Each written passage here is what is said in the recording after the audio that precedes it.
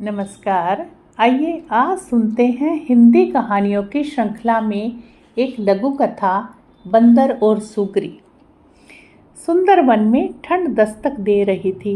सभी जानवर आने वाले कठिन मौसम के लिए तैयारी करने में लगे हुए थे। सुग्री चिड़िया भी उनमें से एक थी। हर साल की तरह उसने अपने लिए एक शानदार घोंसला तैयार किया और अचानक होने वाली बारिश और ठंड से बचने के लिए उसे चारों ओर से घास फूस से ढक दिया था। सब कुछ ठीक चल रहा था कि एक दिन अचानक ही बिजली कड़कने लगी और देखते देखते घनघोर वर्षा होने लगी। बेमौसम आई बारिश से ठंड भी बढ़ गई और सभी जानवर अपने अपने घरों की ओर भागने लगे। सुग्री भी तेजी दिखाते हुए अपने घोंसले में वापस आ गई और आराम करने लगी। उसे आए अभी कुछ ही वक्त बीता था कि एक बंदर खुद को बचाने के लिए पेड़ के नीचे आ पहुंचा। सुग्री ने बंदर को देखते ही कहा, तुम इतने होशियार बने फिरते हो, भला ऐसे मौसम से बचने के लिए घर क्यों नहीं बनाया? यह सुनकर बंदर को गुस्सा आया, लेकिन वह चुप ही रहा और पेड़ की आड़ में खुद को बचाने का प्रयास करने लगा। थोड़ी देर शांत रहने के बाद सुग्री फिर बोली, पूरी गर्मी इधर उधर आलस में बिता दी, अच्छा होता अपने लिए घर बना लेते।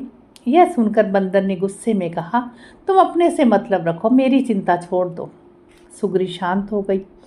बारिश रुकने का नाम नहीं ले रही थी और हवाएं भी तेज चल रही थी। बेचारा बंदर ठंड से कांप रहा था और खुद को ढकने की भरसक कोशिश कर रहा था, पर सुग्री ने तो मानो उसे छेड़ने की कसम खा रखी थी। वह फिर बोली, काश कि तुम में थोड़ी अकल दिखाई होती तो आज इस हालात। सुग्री ने अभी अपनी बात खत्म ही नहीं की थी कि बंदर बौखलाते हुए बोला, एकदम चुप, अपना ये बार बार फुसफुसाना बंद करो। ये ज्ञान की बातें अपने पास रखो और पंडित बनने की कोशिश मत करो। सुग्री चुप हो गई। अब तक काफी पानी गिर चुका था। बंदर बिल्कुल भीग गया था और बुरी तरह से कांप रहा था। इतने में सुग्री से रहा नहीं गया। वह फिर बोली, कम से कम अब घर बनाना सीख लेना। इतना सुनते ही बंदर तुरंत पेड़ पर चढ़ने लगा। भले मैं घर बनाना नहीं जानता, लेकिन मुझे तोड़ना अच्छे से आता है। और ये कहते हुए उसने सुग्री का घोंसला तहस नहस कर दिया। अब सुग्री भी बंदर की तरह बेघर हो चुकी थी और ठंड से कांप रही थी। तो अभी आपने सुनी छोटी सी कहानी आपको कैसी लगी?